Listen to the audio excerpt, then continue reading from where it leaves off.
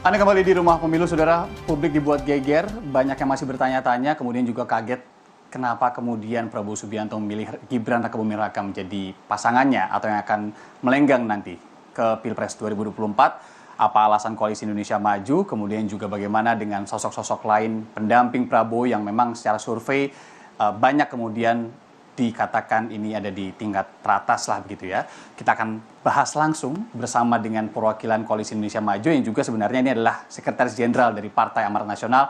Di samping saya sudah ada Pak Edi Suparno, Sekjen PAN. Pak Edi, terima kasih. Terima kasih, selamat sore. Kemudian juga saya harus bilang terima kasih lagi sudah datang ya. Jumat kemarin juga datang ya. Iya, betul. Secara virtual kita juga sudah terhubung dengan Pak Nyarwi Ahmad atau nanti akan kami sambungkan. Ini adalah dosen komunikasi politik Pak Edi dari UGM yang juga Direktur Eksekutif Indonesian Presidential Studies. Tapi kita langsung membahas dulu. Pak Edi, jadi seperti apa perasaan di PAN sendiri, kemudian juga bagaimana arus bawah di Partai Amanat Nasional yang sebenarnya kan sudah lama ya digaungkan ini Pak ET begitu ya, yang kemudian dimajukan oleh PAN akhirnya tidak dipilih. Ya, pertama mungkin perlu saya sampaikan bahwa proses untuk memilih dan menetapkan calon wakil presiden Pak Prabowo itu melalui mekanisme yang sudah kita sepakati sejak awal. Sejak kita bergabung menjadi koalisi di dalam pemenangan Pak Prabowo tanggal 13 Agustus 2023. Di situ kita sudah sepakati mekanisme seperti apa. Dan kita sudah menyepakati juga bahwa melalui mekanisme forum para ketua umum itu, nanti siapapun yang akan dipilih, siapapun yang akan ditunjuk, itu kita akan menerima semua hasilnya. Oke, itu sudah dari awal? Dari awal sudah kita putuskan, sudah akan diterima semua hasilnya. Dan memang meskipun forum itu adalah forum ketua umum, tetapi pimpinannya adalah Pak Prabowo. Dan kata akhir, kata putus ada di Pak Prabowo. Kita sudah sepakat semua tentang hal itu. Jadi final and binding lah gitu ya? Dengan diketahui oleh para ketua umum partai. Ya, betul. Itulah kenapa juga Pak Bang Zul juga kemarin kan hadir dan juga bersenyum bersama, berpegangan bersama, itu artinya kompak dan sudah oke lah. Betul. Penunjukan Gibran ini. Ya, betul. Karena memang prosesnya kan ada pemilihan, ada evaluasi, ada analisa dari yang sangat mendalam terhadap semua putra-putri terbaik. Karena ini kan seleksinya adalah putra-putri terbaik yang mendampingi Pak Prabowo nantinya. Ada Mas Gibran, ada Pak Erick Thohir, ada juga Ibu Khofifah yang kemudian kita lakukan evaluasi yang mendalam. Tetapi dalam rapat dan pertemuan kemarin malam di kediaman Pak Prabowo Subianto, beliau sebagai tokoh yang sangat demokratis masih melempar kepada para ketua umum. Apa katanya? Ya, sampaikan para ketua umum. Pak Sekjen ikut juga kemarin? Saya hidup. Jadi memang hadir di situ adalah para ketua umum koalisi plus sekjennya. Itu dan disampaikan oleh Pak Prabowo, para ketua umum, ini kita harus membuat keputusan untuk cawapres. Saya persilahkan pandangan dari ketua umum. Dan beliau tetapi menekankan pada sebuah konsensus. Artinya apa? Kita ini mau musyawarah, kita menargetkan mufakatnya bulat. Mufakat bulat sehingga semua nanti konsekuen dengan gembira, dengan ringan hati dan sungguh-sungguh nanti menjalankan keputusan itu. Dan ternyata itu akhirnya konsensusnya ada bulat. Semua kemudian menetapkan dan memutuskan menyetujui Mas Gibran untuk menjadi pasangan Pak Prabowo di Pilpres 2024. Ini adalah keputusan bersama, keputusan yang sudah kita sepakati dan kita sudah akan berjuang betul-betul all out semua partai politik untuk memperjuangkan Pak Prabowo dengan Mas Gibran. Kita sapa dulu ada Pak Nyarwi Ahmad, Pak Sekjen. Ini adalah dosen komunikasi politik UGM yang juga sekaligus Direktur Eksekutif Indonesian Presidential Studies. Pak Nyarwi, selamat sore. Pak Nyarwi, jadi kalau melihat baru saja ya, ini fenomena politiknya terakhir adalah pemilihan Gibran Rakabuming Raka, putra sulung Presiden Jokowi menjadi pendamping Pak Prabowo Subianto. Anda melihat tadi sebenarnya Pak Edi juga sudah menjelaskan sedikit bahwa ini adalah putra-putri terbaik bangsa yang dipilih. Gibran adalah yang terbaik gitu ya, dari yang terbaik. Kemudian juga disebutkan ini sudah konsensus, sudah dipilih final and binding dari Prabowo Subianto sendiri, diketahui oleh seluruh ketua umum partai, koalisi dan juga para sekjen semalam gitu ya. Nah, kalau Anda melihatnya peta politik seperti apa? Karena Gibran sendiri kan masih lekat dengan isu yang keputusan MK kemarin, Pak Nyarwi. Ya, saya kira kalau pasangan ini ya, itu pasangan yang sudah fix ya. Kalau waktu dicawapreskan oleh Golkar gitu, dalam Rapimnas itu kan baru mungkin sekitar 95%, tapi ketika sudah diumumkan dalam konferensi pers di mana 8 ketua umum ya dari partai-partai pendukung Pak Prabowo itu sudah menyepakati, apalagi aklamasi bahasanya, apalagi konsensus, saya kira itu sudah Aklamasi. 100%. Ya, itu satu, Bung. Nah, yang kedua tentu saja ya proses pencapresan Prabowo Gibran itu memunculkan ya berbagai dinamika ya. Yang pertama yang paling menonjol tentu saja dinamika apa namanya pemilih ya, Bung Yanda ya. Jadi Ya, kira-kira misalnya saya kira akan ada basis pemilih lama Pak Prabowo juga yang saya kira itu semakin yakin gitu ya, semakin confident gitu kalau Pak ya. Prabowo peluangnya makin besar. Itu yang pertama. Yang kedua juga basis pemilih Pak Jokowi yang saya kira juga melihat apa namanya Mas Gibran ini juga pasangan yang pas ya kalau dipasangkan dengan Pak Prabowo, dan ada kebanggaan juga tentunya ya bahwa ketika itu dipasangkan tuh ada peluang. Tetapi tidak semua 100% dari milih Pak Jokowi ya itu saya kira juga pasti ada misalnya yang Oh iya. kelompok-kelompok mungkin tidak sepenuhnya ya katakanlah langsung tegak lurus apa memilih pasangan Prabowo Gibran ini, dan Ya. di sini yang saya kira gitu tantangan bagi Bang Edi Suparno ya dan kawan-kawan gitu untuk kemudian makin apa namanya meyakinkan persuasi gitu kira-kira dengan narasi yang tepat tentunya apa sih sebenarnya apa istilahnya pentingnya hari ini atau saat ini mengusung pasangan sosok Pak Prabowo ini bersama Mas Iya, Gibran. tepat. Pak Kait Nyarwi, sorry, dengan saya potong sedikit. data. Karena Makanya kan terlepas dari pemilihan yang sudah aklamasi kemarin, Pak Edi, Pak Nyarwi ini kita tahu selama ini yang ada di survei, misalkan kita berdasarkan survei begitu ya, nama-nama seperti yang digaungkan oleh PAN, nama Erick Thohir ini kan juga menjadi yang teratas salah satunya. Apakah Anda melihat pemilihan Pak Prabowo ini sudah sangat rasional atau justru sebenarnya tidak rasional? Apa hanya karena joy effect saja? Ini kita akan bahas usai jeda. Jadi tetap di Rumah Pemilu, hanya di Kompas TV Independen Terpercaya. Saudara, Menteri BUMN Erick Thohir belum lama ini mengunggah foto kebersamaan dengan Menteri Pertahanan Prabowo Subianto dan juga Menteri Perdagangan Zulkifli Hasan. Dalam unggahannya, Erick Thohir berpantun dengan menyinggung demi cinta harus bersabar. Foto ini diunggah Erick Thohir di akun Instagram pribadi pada Minggu 22 Oktober lalu. Erick mengunggah momen itu saat menghadiri Hari Santri di Surabaya, Jawa Timur. Dalam keterangan foto, Erick menulis, jalan bareng ke Hari Santri bikin mulut tersenyum lebar. Baru pergi sehari sudah kangen istri, demi cinta harus bersabar. Unggahan ini relatif berbarengan dengan pengumuman Gibran Rakabuming Raka sebagai bakal cawapres Prabowo Subianto.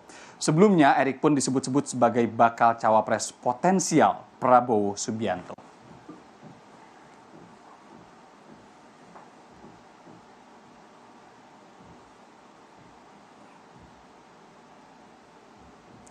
Saudara, kami lanjutkan perbincangan soal cawapres atau bacawapres yang sudah dipilih Prabowo Subianto dan juga Koalisi Indonesia Maju. Masih ada sekjen dari Partai Amanat Nasional, Pak Edi Suparno. Dan melalui sambungan virtual sudah ada Pak Nyarwi Ahmad, yaitu dosen dari Komunikasi Politik UGM yang juga Direktur Eksekutif Indonesian Presidential Studies.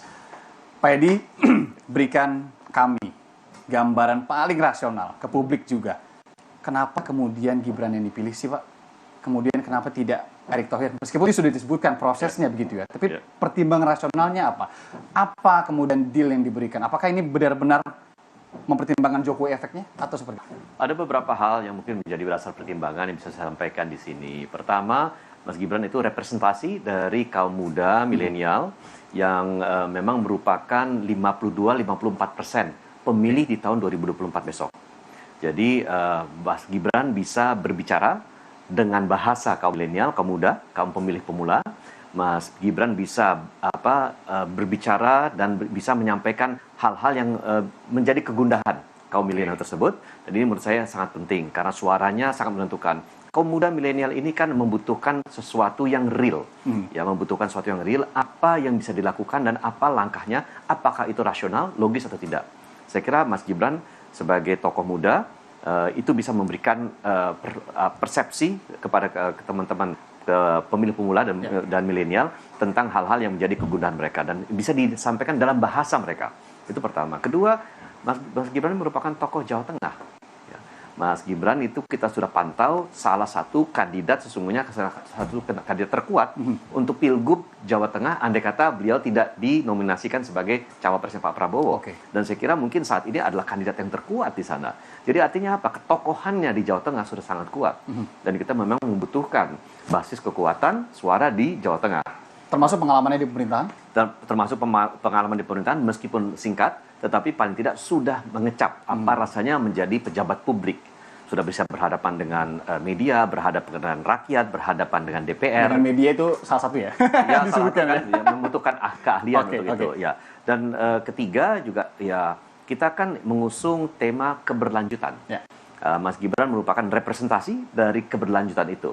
Jadi berbagai faktor, mungkin faktor-faktor yang lain yang belum saya bisa sampaikan, tetapi inilah faktor-faktor utama, terutama dari segi mudanya, dari segi representasi kaum muda milenialnya, dan dari representasi ya ketokohan Jawa. Pak Edi, sebentar. Keberlanjutan ini harus katik sedikit nih, karena keberlanjutan ini juga bisa menjadi banyak artinya.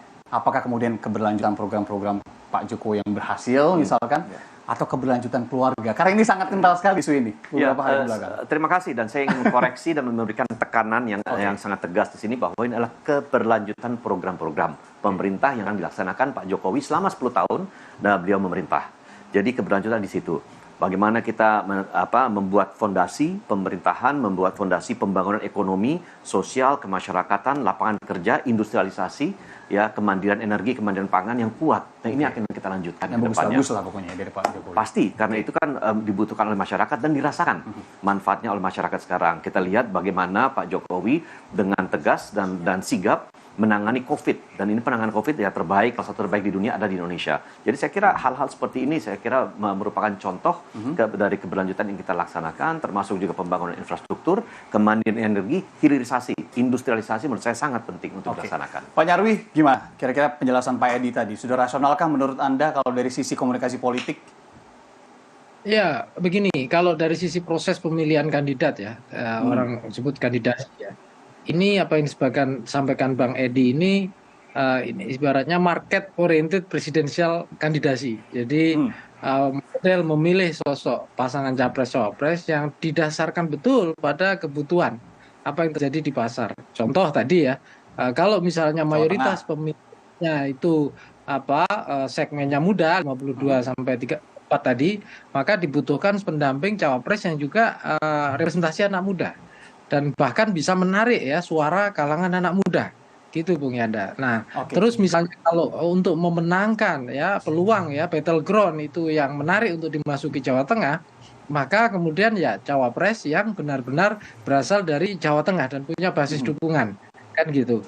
Kalau misalnya bahwa ini sosok figur tuh yang anak muda yang punya pengalaman banyak, misalnya tidak hanya di pemerintahan tapi juga mengenal di dunia, pernah punya pengalaman di bisnis dan lain-lain, dan Indonesia ke depan tentu perlu menjadi negara yang punya kemampuan manajerial yang bagus, berkompetisi dalam ekonomi politik global misalnya, ya maka dibutuhkan figur yang punya background itu juga. Jadi itu contoh ya, tentu ada variabel-variabel lain yang juga bisa dipertimbangkan.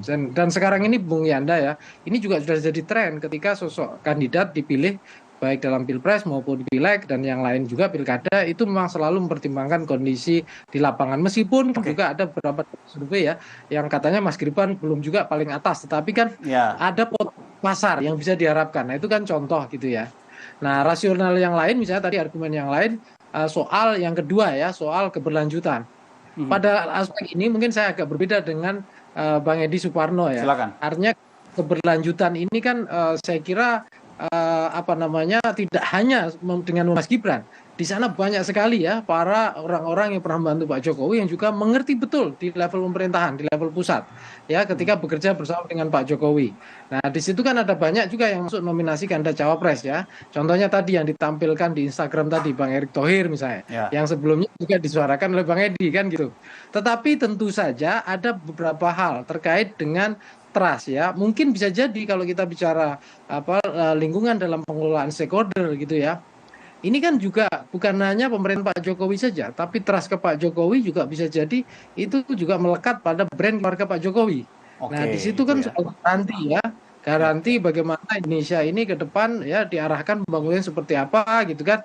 Orang kan bisa aja berharap ini bukan hanya putra Pak Jokowi, Pak Presiden ini bisa untuk mendapatkan dukungan milih Pak Jokowi saja, tidak. Ya. Tetapi juga bisa jadi itu juga kemudian stakeholder, investor internasional dan lain-lain mitra kita itu makin yakin bahwa ini masih ada nih Oh iya iya, perspektif baru. Pak Jokowi untuk melanjutkan kemimpinan Indonesia dengan berbagai agenda-agenda yang belum selesai. Contohnya misalnya renewable energy tadi disebutkan ya. Belum banyak sekali ya isu-isu selama ini yang jadi prioritas di pembangunan Pak Jokowi. Itu saya kira Bung Yanda. Oke, Pak Nyarwi Ahmad, dosen komunikasi politik dari UGM, kemudian juga Pak Sekjen, Pak Edi Suparno, terima kasih. sudah bersedia hadir kembali Makasih. di studio Mini Kompas TV yang langsung di KPU RI. Pak Nyarwi, terima kasih juga. Semoga nanti bisa ngobrol-ngobrol lagi terkait dengan perkembangan politik tanah air saat ini.